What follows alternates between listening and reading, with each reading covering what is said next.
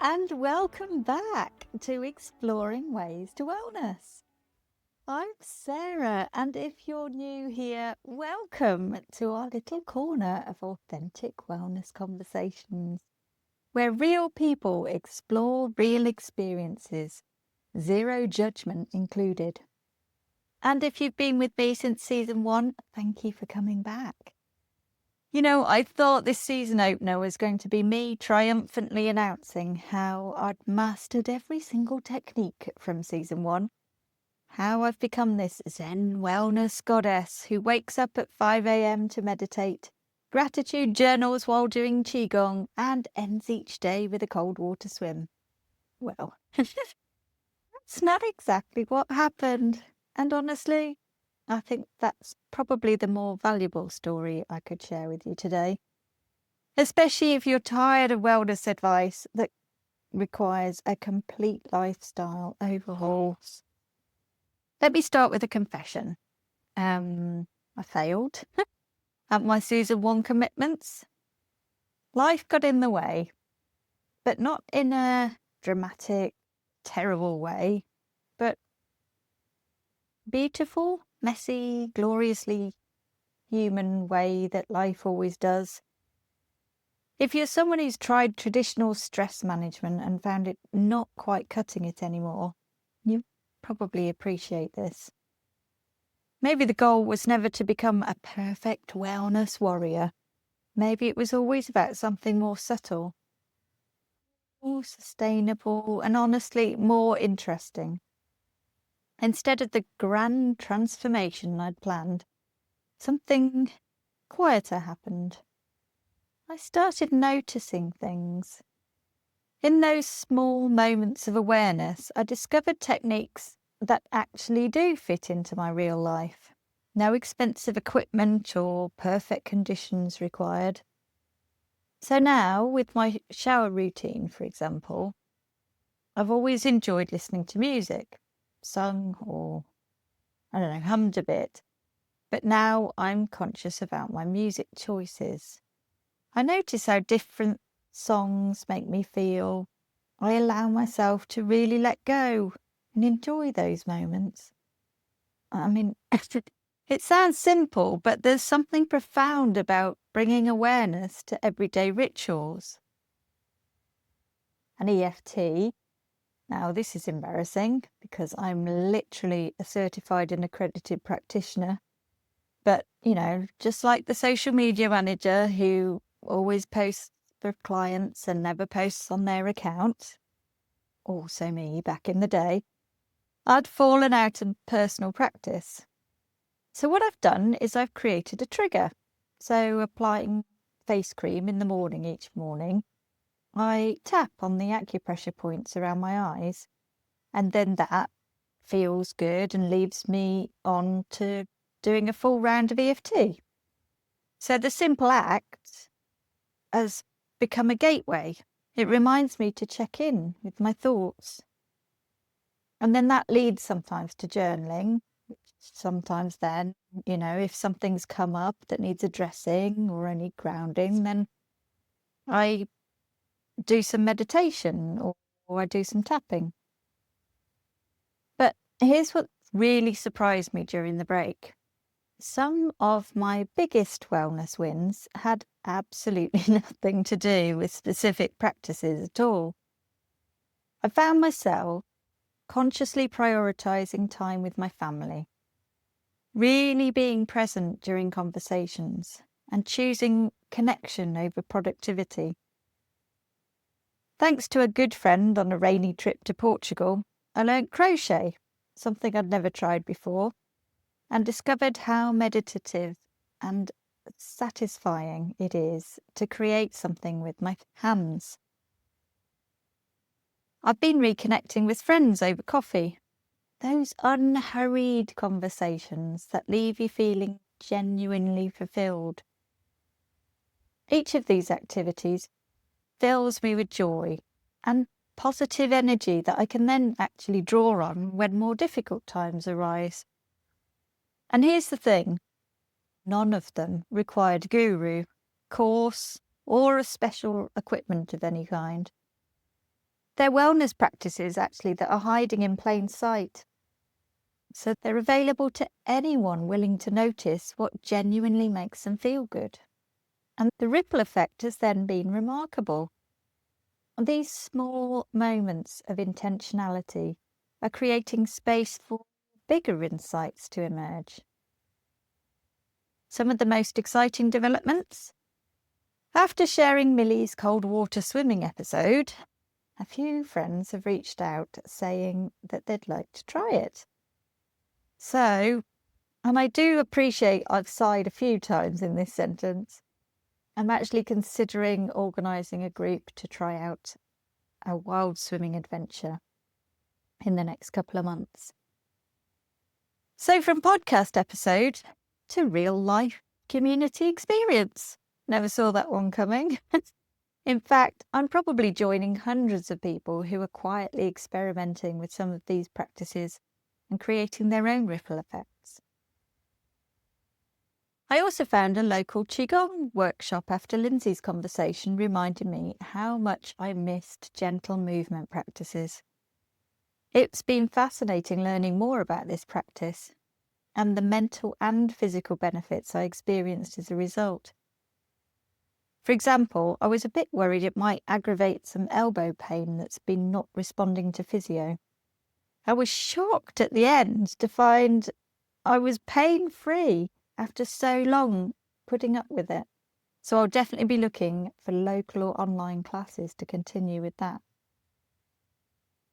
So this journey has shown me that the best part of creating this podcast isn't just the conversations I've been having, it's how they continue to influence my choices weeks and months later. And I encourage you to consider doing the same.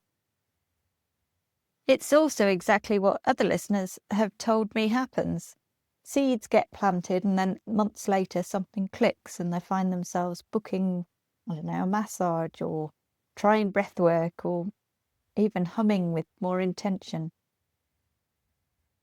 Here's another thing I noticed and something nobody talks about enough. Sometimes we consciously choose not to reach for wellness tools. I've had those days too, where I could have done some breath work or tapping or gratitude practice, but instead chose to wallow. I don't know, maybe it was hormones, maybe circumstance, maybe just needing permission to feel whatever I was feeling. And you know what? I realise that's human too. The difference now is awareness. So, I don't know, was it wallowing or honouring my feelings? Allowing myself to feel them and process them rather than shutting them down or ignoring and pushing through. I do now notice when I'm sliding. I've noticed the impact on those around me, and I think a big change has been that I've developed the trust to know that when I'm ready, I have the tools waiting for me. I don't need to allow myself to slip further down and, repeat dark experiences of the past. But when I'm ready, I can return to a healthier balance. And sometimes I think wellness is in recognising and appreciating where you are, even in the dark times. Not forcing where you think you should be. Importantly, it's also feeling safe to take the next step. Letting the feelings move through and move on. Choosing to heal and take action to do that. It's definitely one of the things that attracted me to EFT or tapping. So not hiding from feelings, which then have the opportunity to overwhelm and bubble over, but gently discovering why they're happening. Without reliving past experiences, but acknowledging things that have happened in a safe way, creeping up on them and clearing them so they no longer have that hold over you. Whatever you have in your wellness toolbox to draw on when things get tough, it's good to know you can move forward, even if sometimes it takes a gentle nudge, a little reminder to use them. We can have control and the ability to choose. you may be getting more of a sense that this is quite a personal journey, as well as me having sensed I'm not the only one who may appreciate hearing about ways to wellness. If you hadn't realised already, creating this podcast isn't about building an empire or becoming an influencer. It's a passion project, born from a simple belief. There are so many ways to feeling better, and most of us don't even know they exist. Or we think they're for other people. If it leads to something more, then great. And I have got ideas, but this podcast is here as a free resource for you to dip into whenever you choose. And let me pause for a moment as well to talk about how I define wellness, because I think that's important. For me, wellness isn't about perfect green smoothies or expensive retreats. I want to find what genuinely nourishes, mentally, physically, emotionally, spiritually, and having the awareness to choose and prioritise those things more often. I'm also fascinated in how different cultures have woven wellness into daily life in ways that feel natural, not forced. So last year, I went to Denmark, continuously ranked one of the world's happiest countries, I believe, and they have Hygge, finding coziness and contentment in simple pleasures. And that might be snuggling up with a good book in front of a fire, or enjoying a hearty meal with old friends. I believe that it's all about that feeling, enjoying slowing down, indulging, rewinding, that envelops you in a positive atmosphere, and that creates the feeling of wellness. On the same trip, I experienced the concept of Fika in Sweden, which put the importance of slowing down and prioritising social interaction at its core. Calm and positive feelings result from moments purposefully carved out in their otherwise busy lives. I mean, the coffee and cinnamon buns accompanying the sessions is probably what attracted me, but I've found in the last couple of months you can't put a price on the feeling of wellness achieved by catching up with good friends. And why shouldn't that be a regular practice? In fact, I've heard that some companies in Sweden actually have a clause in their contracts that say employees are entitled to Fika breaks. I love that. I'm planning to go to Japan next year, fingers crossed, and look forward to learning more about the Japanese concept of Ikigai. Apologies for any mispronunciations. It focuses on finding purpose and joy in daily life, finding what you love, your meaning for life, and nurturing every aspect of self to include passion, mission, profession, and vocation, and then embracing the joy that gives you.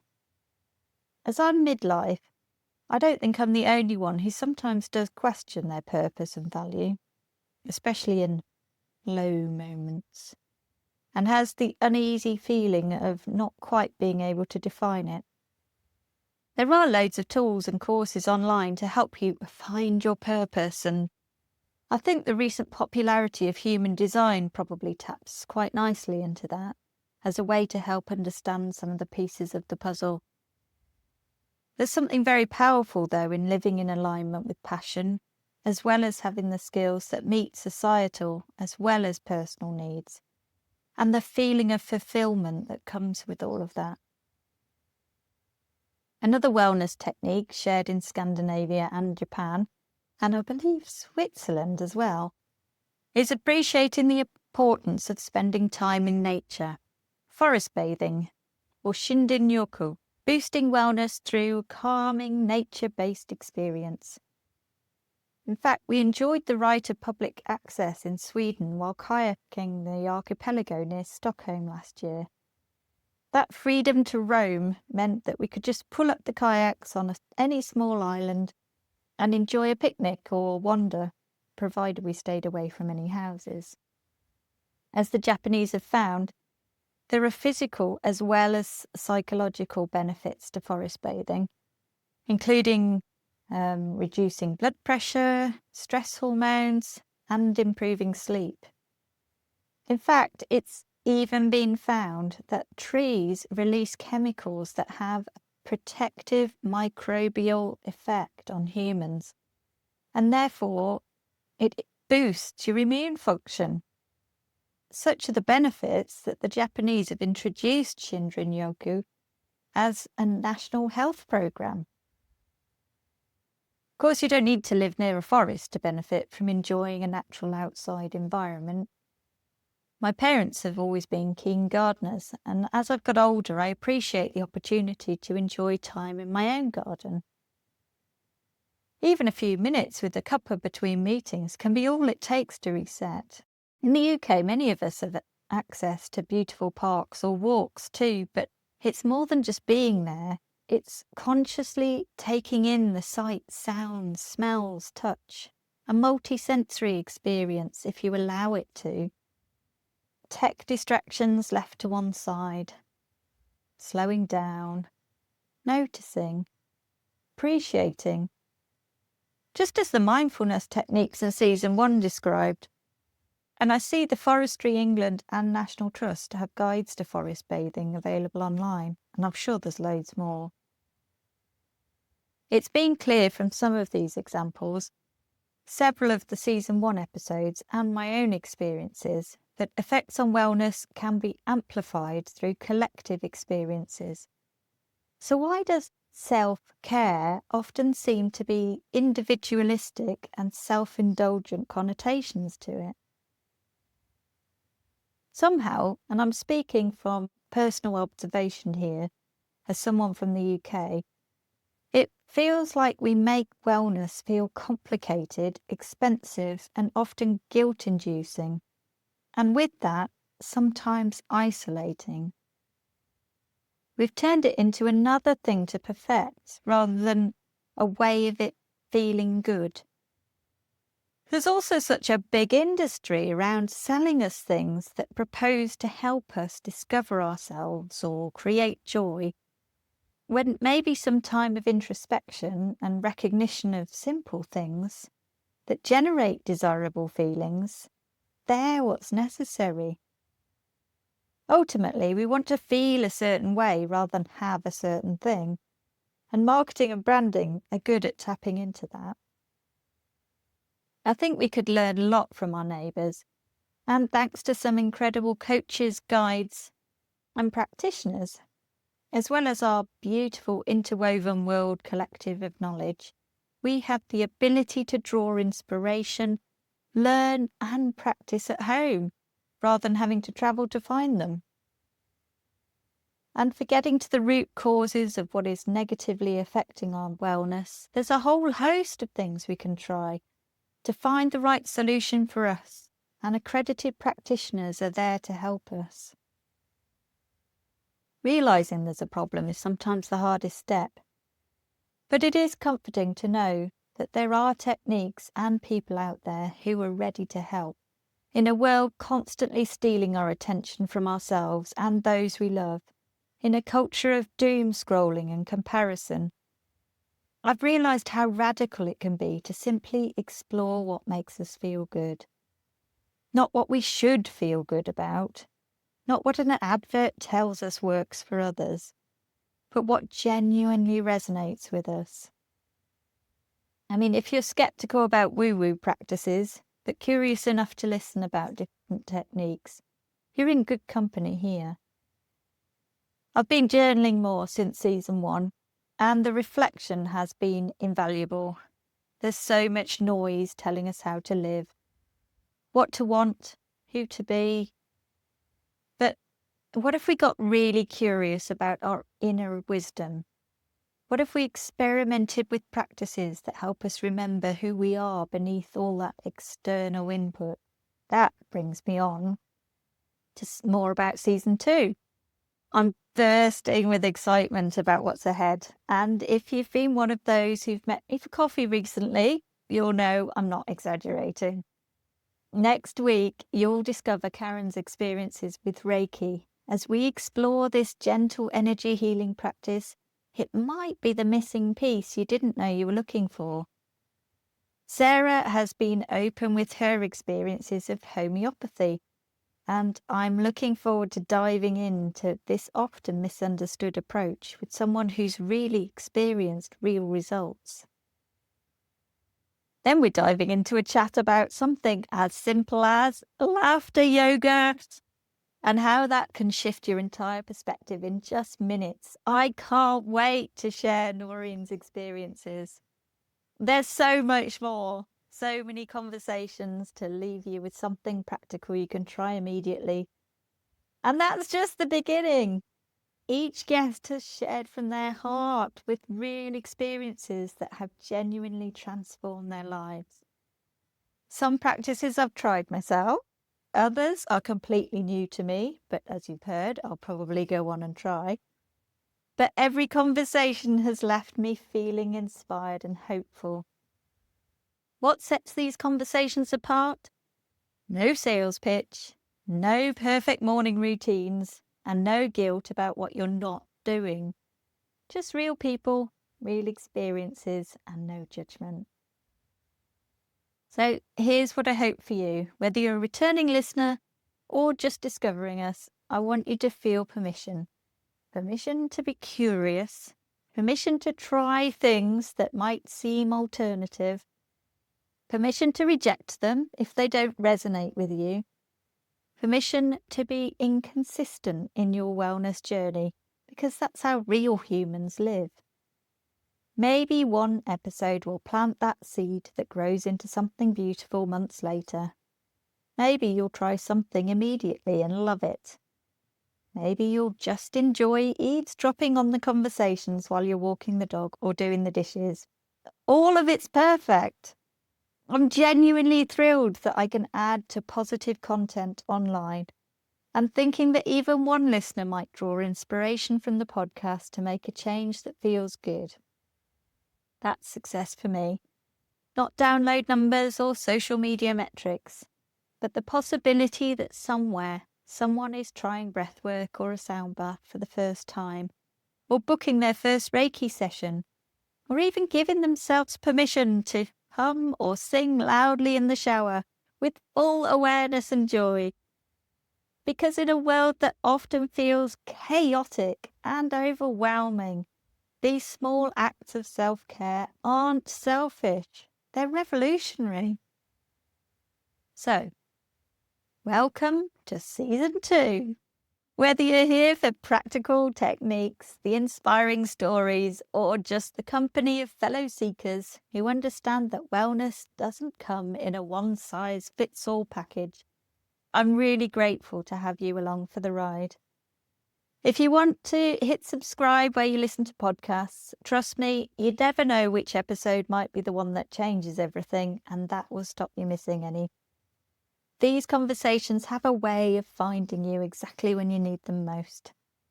And remember, there's many paths to wellness, and yours doesn't have to look like anyone else's. You're not alone in wondering if there's something more than just powering through.